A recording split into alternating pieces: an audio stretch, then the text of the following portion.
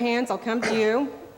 Was it you or was it him who I first saw? I think I'll go to you in the blue hat, okay? You're going to stand up, state your name, and ask your question of Mike, all right?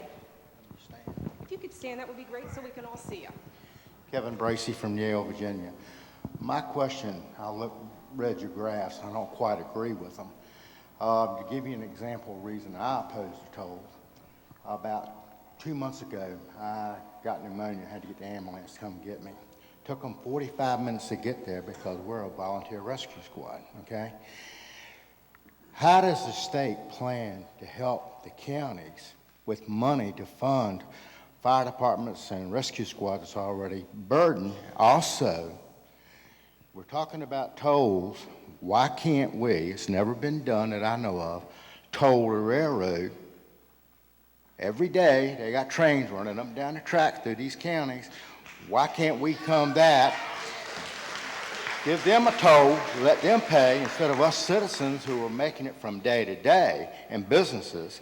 The other option is to raise the gas tax, which a lot of people are opposed, but it would be cheaper to do that, and VDOT quit taking money out of certain accounts to balance their budgets to make them look good.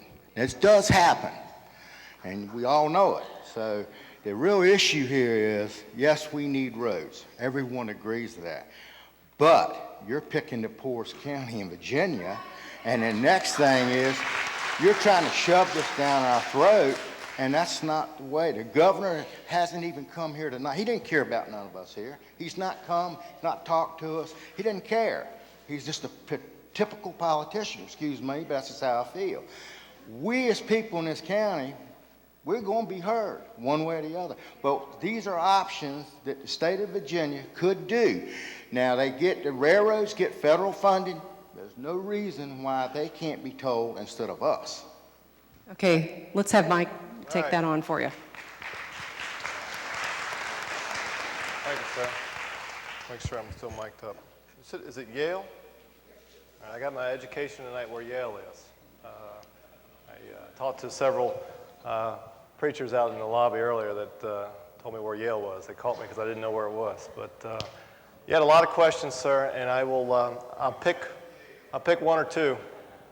That I want to talk about emergency response because I think that's something I hear a lot about, and we share some of that concern.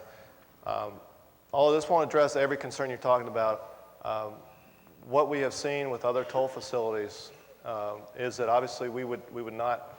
The local emergency responders would be equipped with the Easy Pass so that there's not any delay for them getting through and down 95. So that's one way to look at that.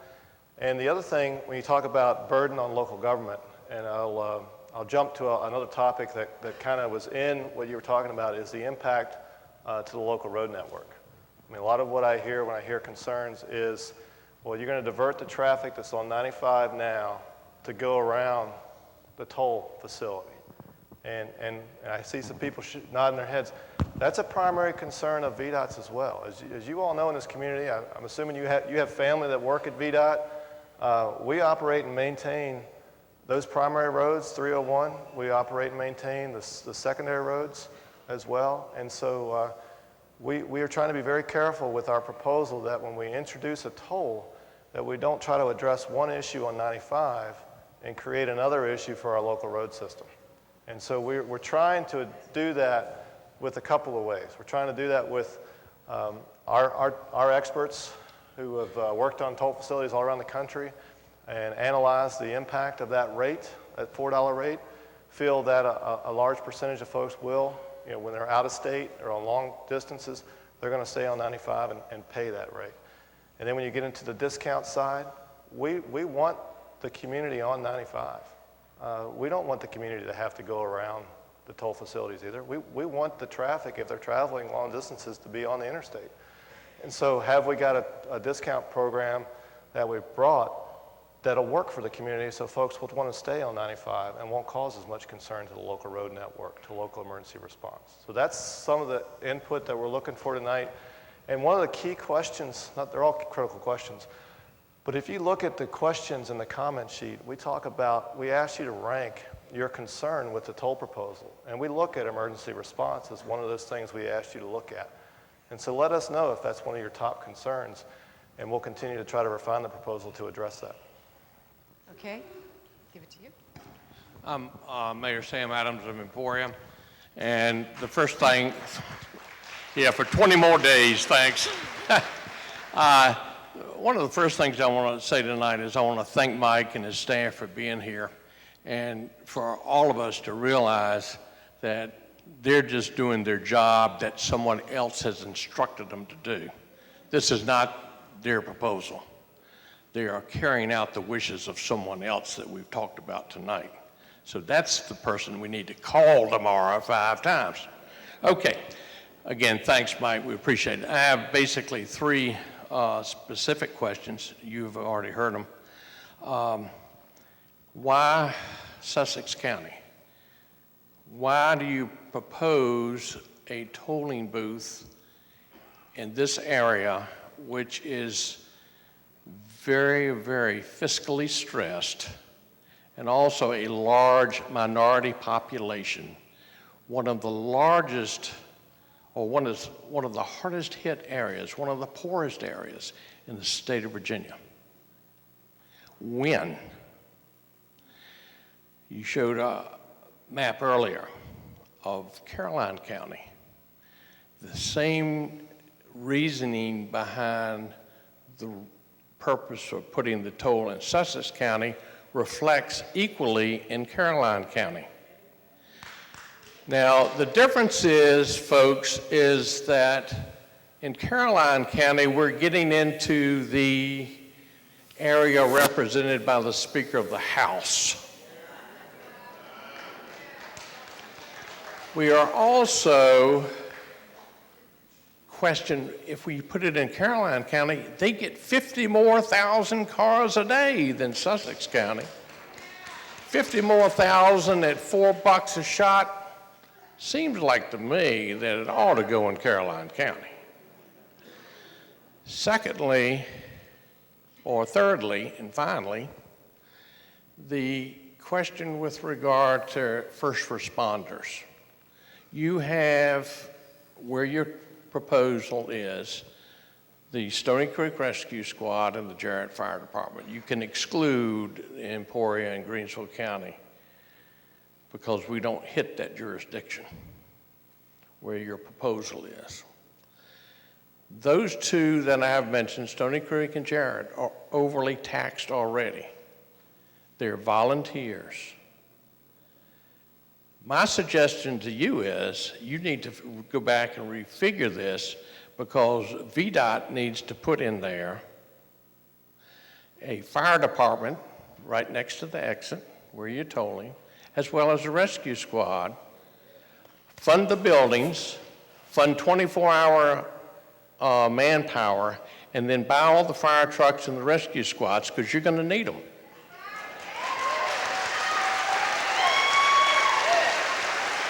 So go back to the drawing board, figure in a fire department and rescue squad, figure in 50 more thousand cars in Caroline County, which would give you a heck of a lot more money, and then think about the poor folks in Southside that you're trying to put this on the back of. It's just not fair.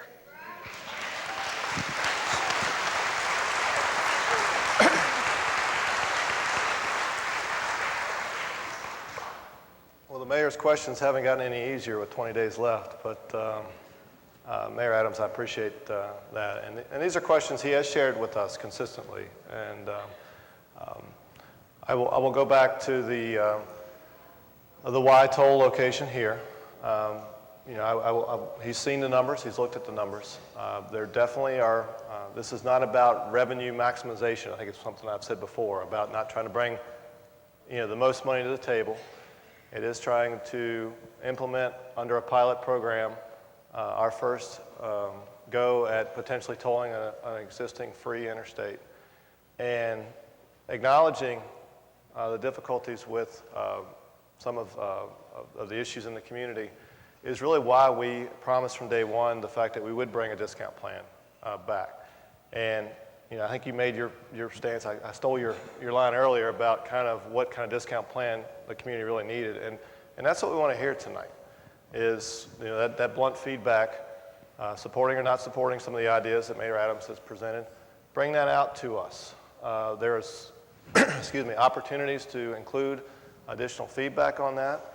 And quite candidly, one of the inputs that I heard that if you agree with that we would like to hear is maybe instead of some of the projects that you see on the board, that you think if this was to move forward, that VDOT needed to take a serious look at trying to fund additional emergency response, whether it be state police, whether it be fire and rescue, to that extent, as well that be a wiser use of some of those toll revenues. And then we would have to look at that and the viability of doing that.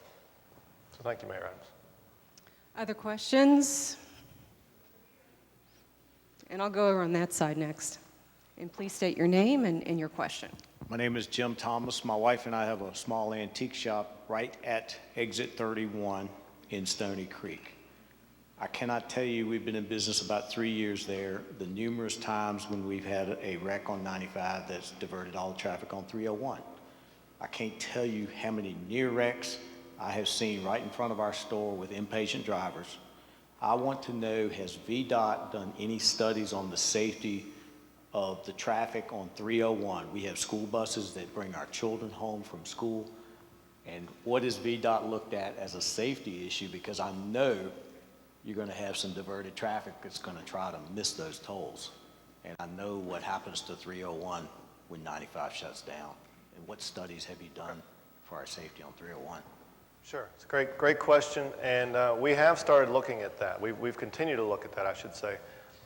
We've looked at the additional traffic that we think that, as part of the, let me step back.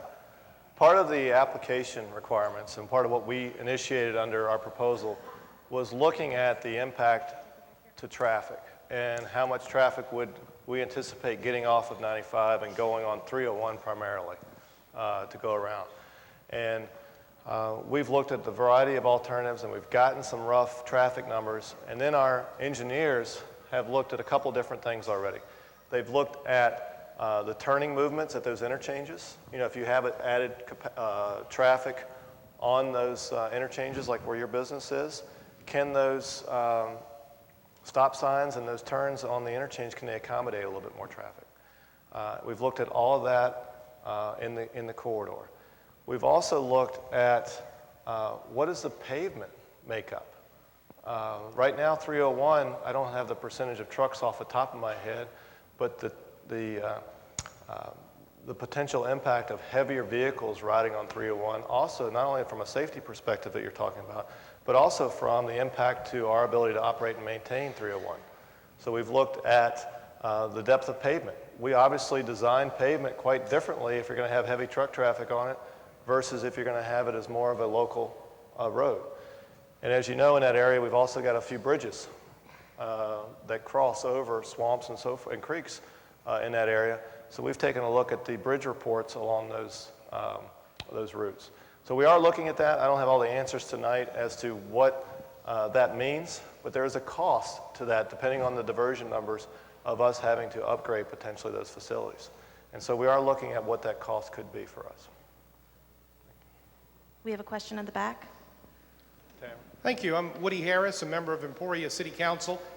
You've done one thing at VDOT, Mr. Estes, that you deserve a lot of credit for. I think the last time the Sussex Board of Supervisors, the Greensville Board of Supervisors, and Emporia City Council agreed on something, it was over a question of whether famine was bad or good.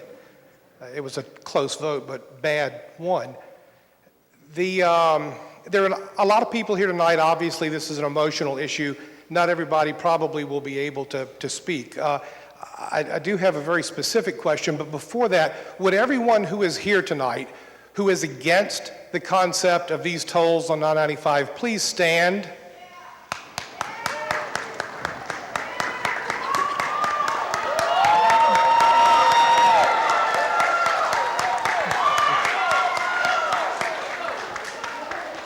Thank you all very much. And if you'd be seated again, keep in mind some of us in the back were already standing, so we'd like credit too. Those of you who think it is an idea worthy of merit and study, please stand if you're not already standing. Okay.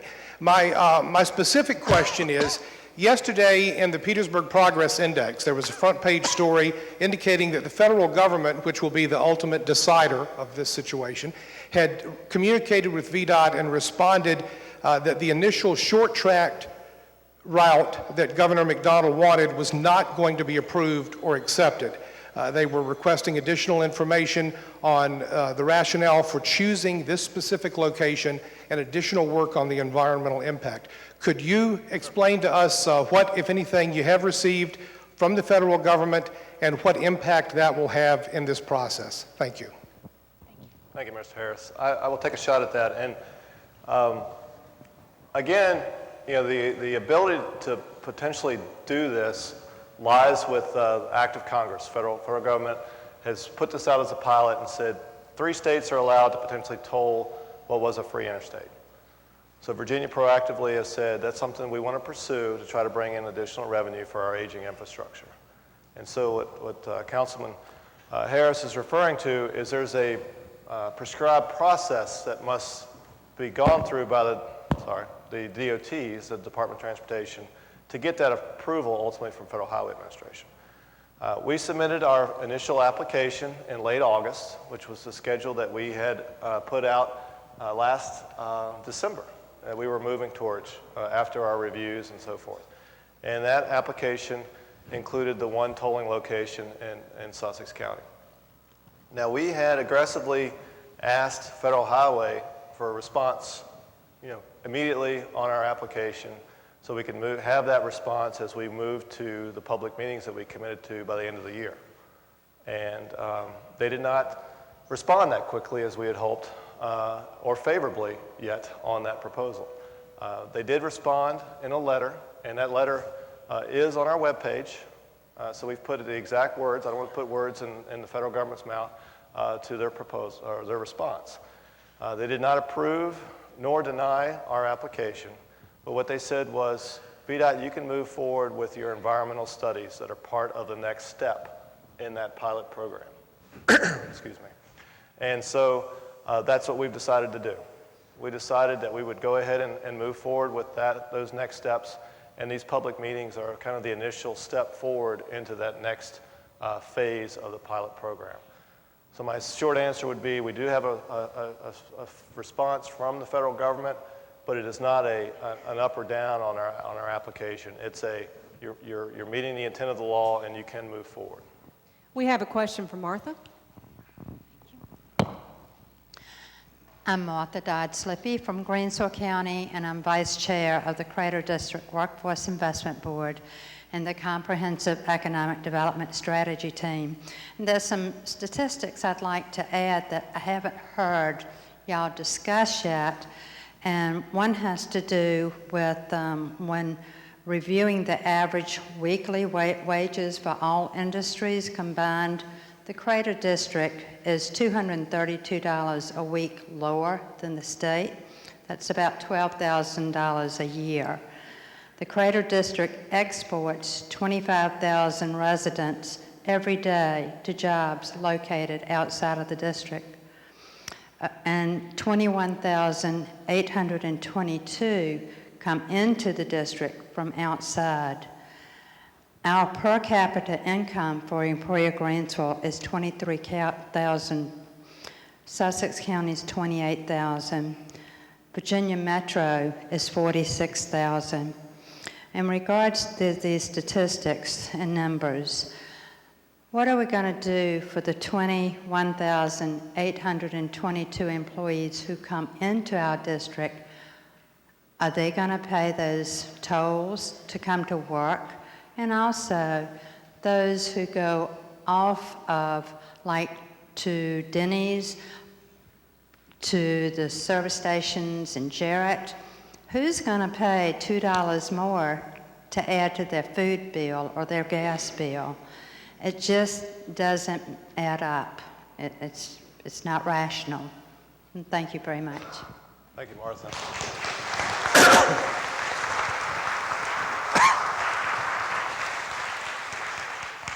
All right, Martha had a lot of good points, and I appreciate you sharing some of that information. I want to touch on a couple of things that she mentioned, and I don't want to keep rehashing my plea to you to give us that feedback on, I thought you brought a good point. If you're an employer in Greensville County and your workforce is coming, say a large percentage of your workforce is coming from Petersburg North to you, that would be good feedback for us to hear that you have concerns about the geographic nature of the discount plans, and maybe it should be more oriented towards if you're an employer and it would be open to your employees. You know, there are things like that that I think would maybe start to address, not address, but start to address some of the concerns you raised.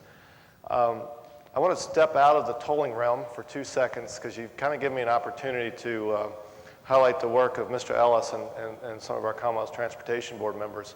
We talk about economic development. We are trying to, as an agency and as a Commonwealth, to try to address some of those issues. And I know that just last week, Mr. Ellis and the Commonwealth Transportation Board, which is really our board of directors, our governing body, approved an allocation of over $500,000 to Greensville County for an economic development site, and starting the engineering for that. So, you know, I just want to kind of take that opportunity to say that we are trying to look at as many different facets and dimensions as we can to try to address that. We have another question in the back. Yeah, I'm Sean Jarrett from Stony Creek, and I'd like to know what kind of break y'all got for the local owner-operator truck drivers that travel from Petersburg to North Carolina 3 or 4 times a day. Y'all, they kill us, man. Okay.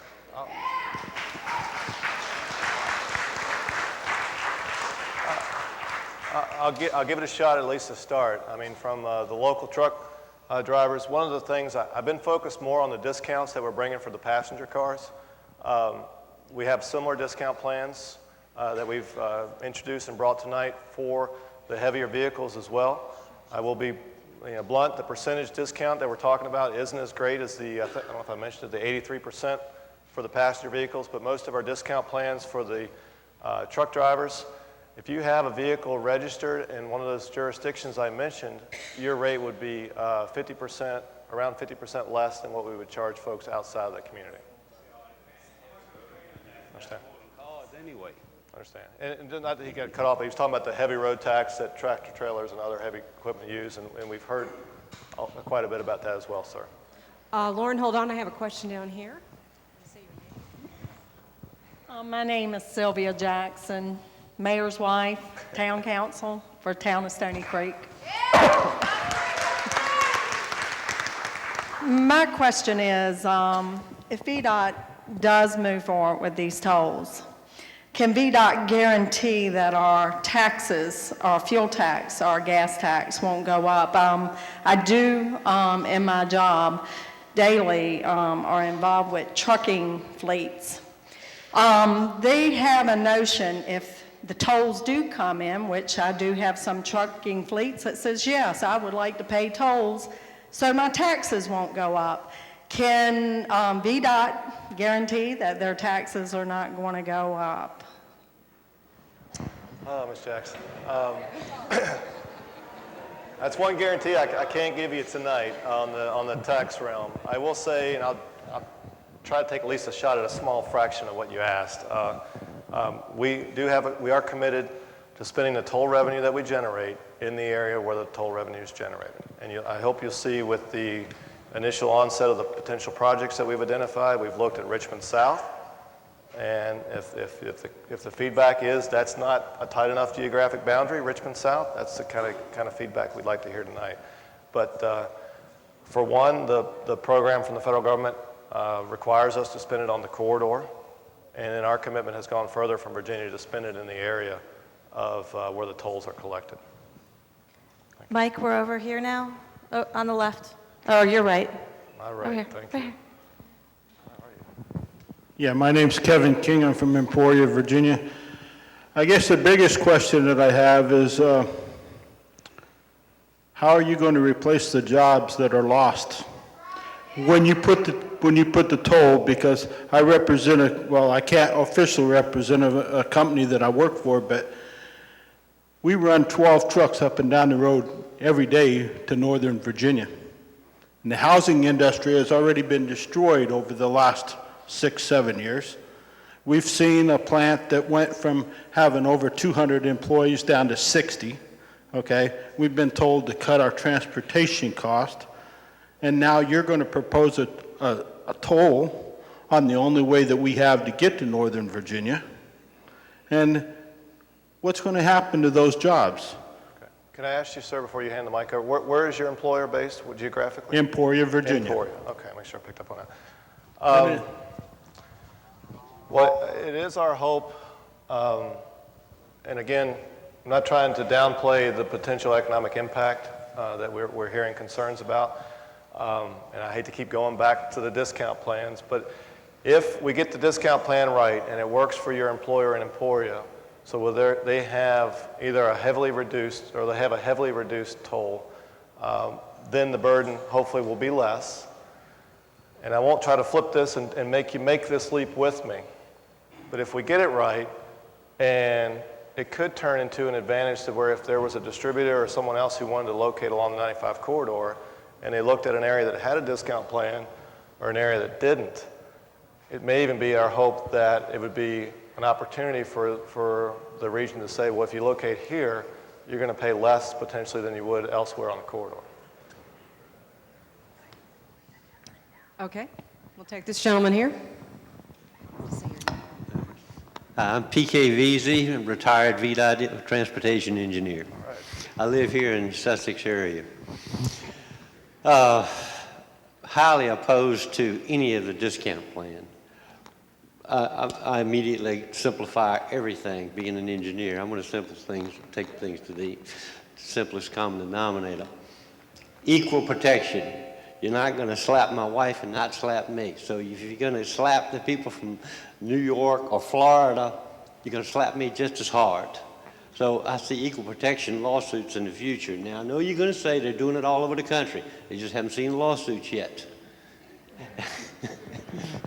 Equal protection. These people are going to say, these people are paying 25 cents and I'm paying $4. I don't think so. And they're going to be right and they're going to win. Another thing is we're milking somebody else's cow. These are military, federally owned highways. You know what the percentage of payment is and what VDOT's percentage of payment is.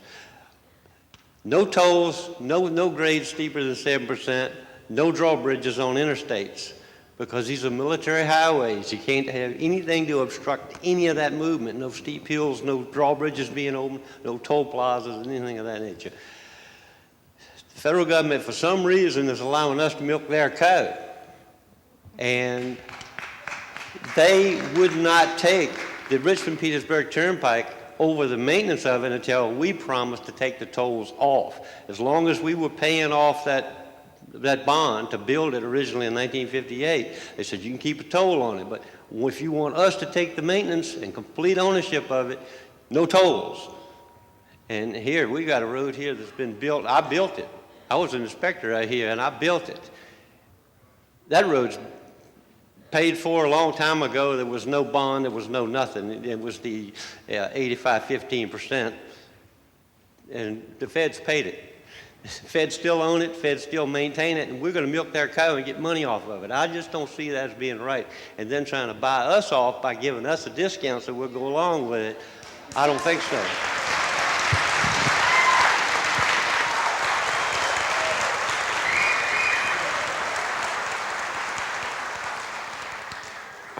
I think that takes care of PK's comments. I've learned not to argue with my fellow VDOT engineers, so we'll go to the next question. Okay. Do you have The next question in the back? Don't forget Chairman Tyler.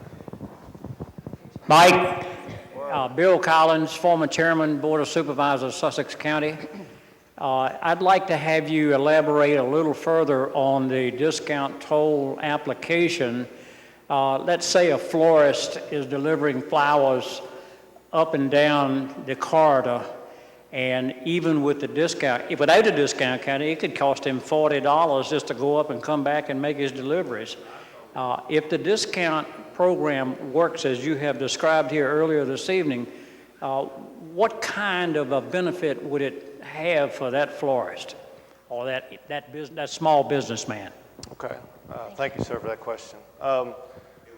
Again, it would be the proposals that we have in front of us, or in front of you tonight to weigh in, assumes that that florist would be located in Prince George County, have their business in Prince George County, and have their fleet of vans or whatever they may have registered in Prince George County. And so if that's the case, based on our proposals that we have tonight, that business would be eligible for whatever discount plan we were to implement. And so, for example, if they were, if the flat discount plan would be the main discount plan proposed, then that florist, every time they travel, instead of $4 every time to the gantry, they would be paying the 65 cents. And so it would depend on the frequency, but they still would be paying a toll of 65 cents each way based on the proposal we have tonight. Okay? Mike, a question behind you. Just hold on, please. Okay. Please stand up. Yes, I'm Rufus Tyler, the chair of the Sussex Board of Supervisors here in Sussex County. Again, thanks for being here tonight to answer the questions that many of the individuals have already articulated. My question or my comment is of I guess, a twofold nature. Number one, I know we talked about the ease of passing and discounts and et cetera, but such experience has not been as well with the state in terms of commitments. We had a payment in lieu of taxes for the correction facility. We were getting over $500,000. The state reneged on that. Now we get zero. So what assurance will we have, even with the discount we're talking about in terms of for local citizens? Second, the governor has said that he will be the governor for jobs. If in fact we have the toll, it would actually stipend economic development in Sussex County or really kill us dead. We have gone to the extent of investing in industrial parks to generate jobs here in Sussex. However, if the toll comes, I say if, then obviously, what incentive would that be for local prospects to come and locate in Sussex or nearby in Greensville, whereby they have to transport their goods by, as the gentleman said over there, trucks? It will be enormously expensive to them. So in essence, really it's not a government job, it's stifling economic development. The last thing I would say, being a depressed community, there are a lot of students who use 95 going back and forth to college to get their education, to elevate their quality of life. That would be additional costs and burden on those individuals, in addition to the people who work a little above minimum wage at local businesses. It would actually cause a devastation for our community. And we ask the governor to reconsider this proposal.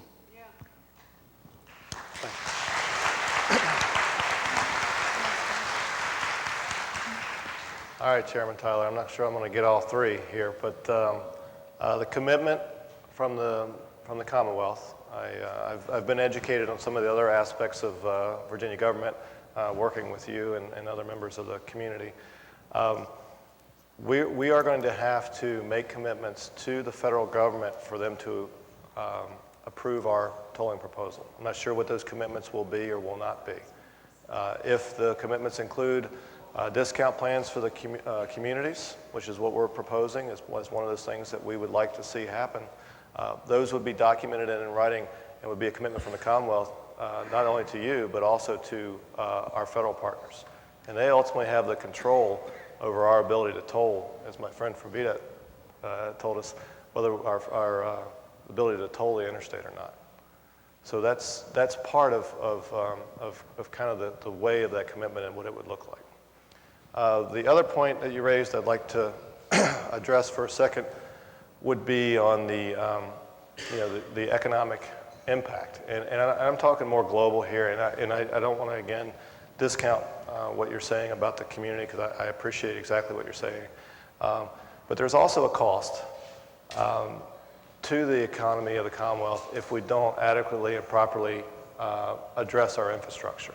And that's kind of weighing the impact associated with how you fund it versus the impact if we do nothing to the interstate and we start having to post bridges in a worst case scenario for different loads and different weights. We're potentially then looking at impacting our economy as well in that manner. And so what we've tried to do, and I'm hearing tonight that there's obviously some input we're going to receive on our proposal, and we want that, But we're trying to find that middle ground of how to generate some additional revenue to make sure that we don't have that economic issue on the overall interstate while trying to account for some of the concerns and the concerns of the community. So, Mike, over here to the right. sure, and can we get Ms.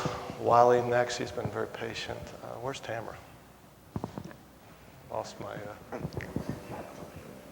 Yes, my name is Chris Grizzard. I'm from the Emporia area, and my concern is on 95 when you get further north of Emporia towards Jarrett, Stony Creek. There's not too much going on there.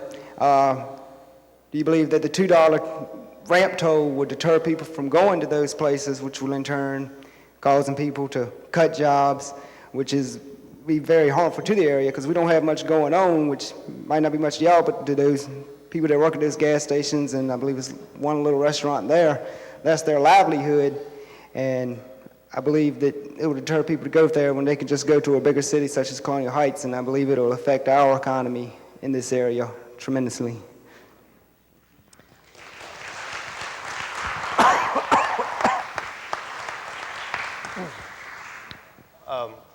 Chris makes some good points, and one of the things I wanted to make sure that we got out of Chris's points, I went through my presentation fairly quickly.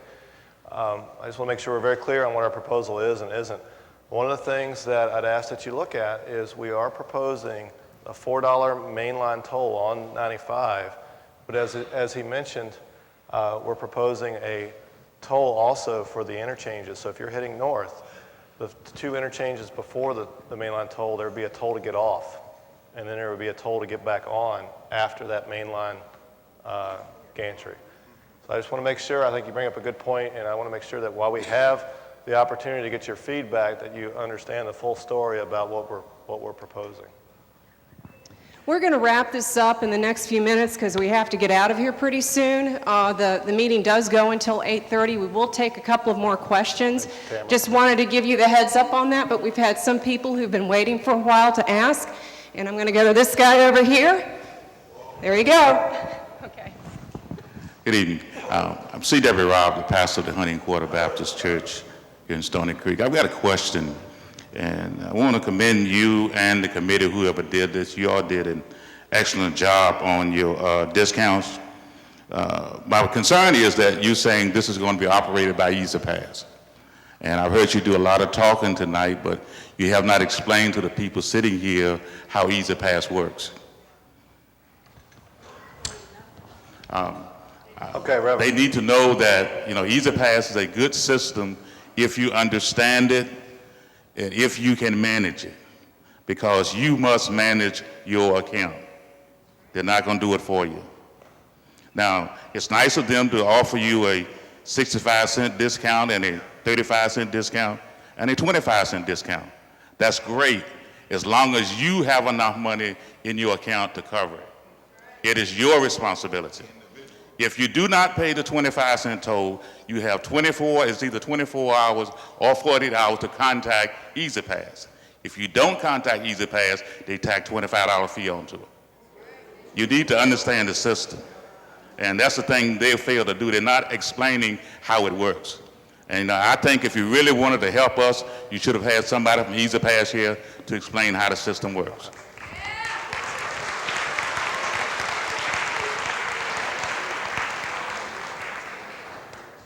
Reverend, I appreciate that question. I think that's a great question, and I apologize if I glossed over E-ZPass, because that is absolutely critical to understand the expectations that come with the discount plan. And some of the questions that we ask in the comment form are tailored exactly to what you brought up. That's exactly the information we want to hear, is what would be a preferred method for individuals to be able to participate in E-ZPass. We have tried to be more flexible with some of our E-ZPass accounts and have allowed cash payment, so you don't have to have a credit card or it's tied to your checking account, things like that. And one of the items that we've asked in our comment form would be, how easy is it for you to get E-ZPass? And should there be a facility in the vicinity of the proposed toll collection that does exactly what you're talking about? It's a presence in the community. It's an opportunity for community members to come by, make it more amenable for them to manage that account. Yeah. And go ahead, sir. My reason for bringing it up is that, as you've already heard tonight, that Sussex is one of the poorest counties in Virginia. Yes, sir. We have people here whose income is from $600 to $1,000 a month. That's not a week, that's per month. And the majority of them are senior citizens. They have doctor bills, they have food bills, and they got transportation. Now, it's nice to give them that discount to help them, but what happens during the month of, let's use July, when it's extremely hot? The electric bill goes up. And this poor widow who's 70 years old is struggling to keep air conditioning on. She forgets to put money in her Easy Pass account. They send her a bill in August for $65 or $100. Is that helping us? Yes, sir. Okay. Yeah. My last comment, Reverend, on that, and I appreciate that, and we could have had Easy Pass up here tonight with me. We did bring representatives from Easy Pass to the meeting tonight to help with some of that, and we have a booth in the cafeteria that talks specifically about Easy Pass. And Tamara, before I turn it over to you or Lauren on questions, we're going to start the last call for some questions. Mike, this gentleman has been waiting forever, so. Oh, I know, just let me, before you go, I want to give Chairman from Greensville County an opportunity after this gentleman, so if you could come to her next. We'll take a couple more questions, and then what we're gonna do is we're gonna release our team here that we have with us tonight back into the cafeteria, where you still have an opportunity to discuss additional questions that you have one-on-one. We'll have the opportunity to kind of spread our resources out to try to address some of the questions that you didn't get a chance to answer tonight, or want to take it to another layer of detail that I may have not provided. So we'll take three more, including this gentleman here. All right, Wilson Conwell from here at Sussex Courthouse. I've been looking over your brochure. I understand from what I'm reading that this is a 25-year plan project program. Is that correct? The revenue, sir, that we've shown shows it over 25 years. Okay. And it says in one place that you're going to have a revenue of $1.4 billion over that 25 years. Is that correct, from the tolls? I don't recall the exact numbers, between 1.1 and 1.4. Okay. Well, you said you're going to need $12 billion. You get $2 billion from federal and state sources and $1 billion from tolls. Where's the other $9 billion coming from? That's a great question.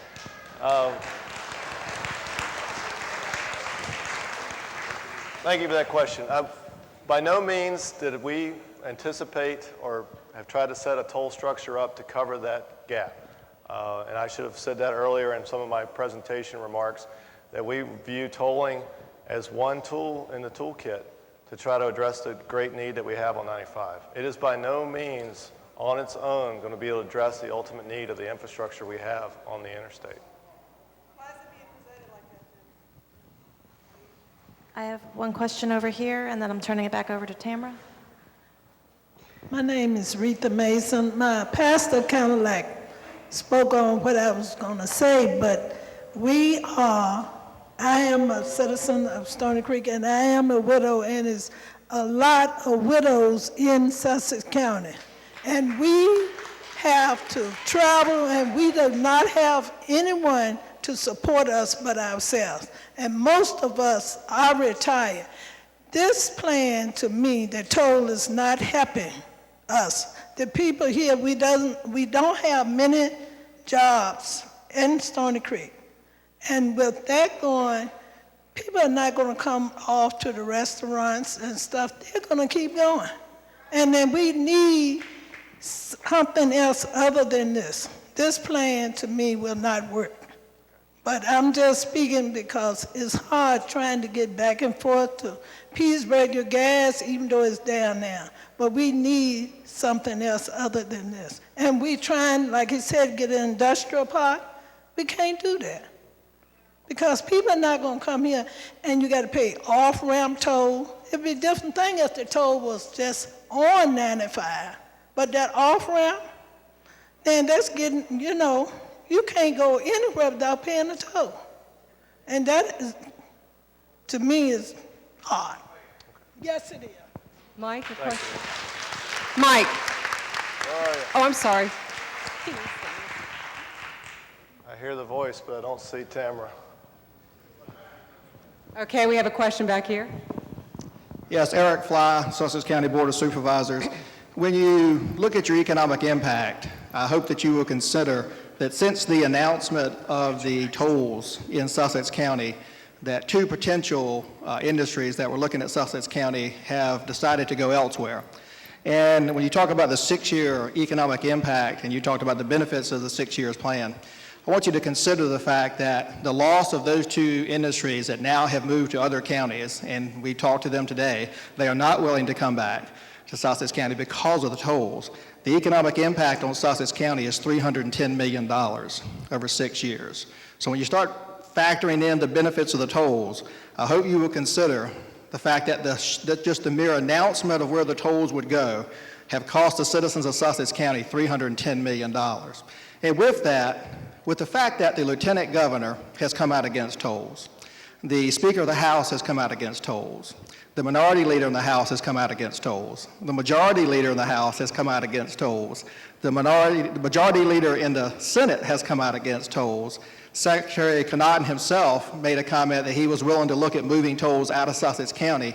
I'm not sure why VDOT is still playing this game, and if it is a game, the game is costing us, while y'all play games and the governor plays politics with this issue, the people in Sussex County are starving to death, and I hope you'll take that message back to Richmond.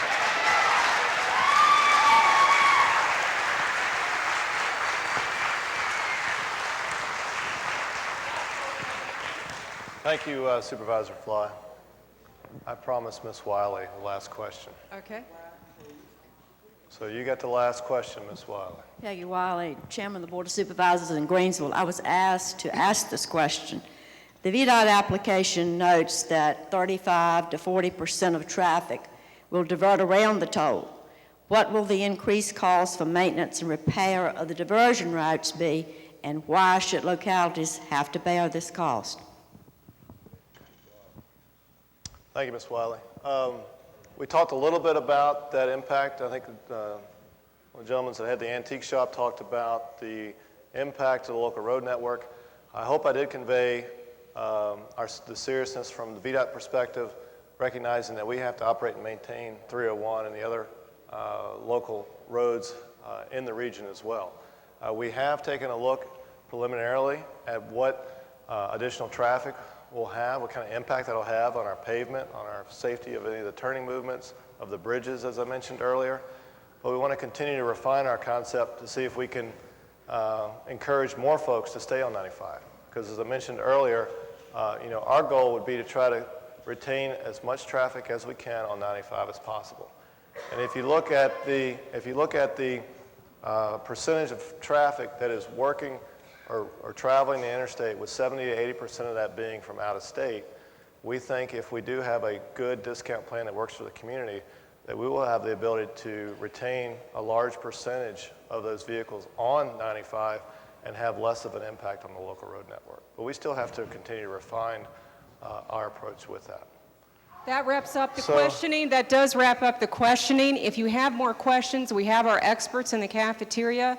You can also ask Mike some questions as well, too. There is a certain time where we do have to get out of the building here. We do have a little more time left if you want to go look at the boards at the cafeteria. I also encourage you to go to our website, virginiadot.org. All that information is in your brochure. You can get today's presentation, brochure, all sorts of information, and also a way to submit your comments. A lot of ways to submit your input and comments to us. Thanks a lot, everyone.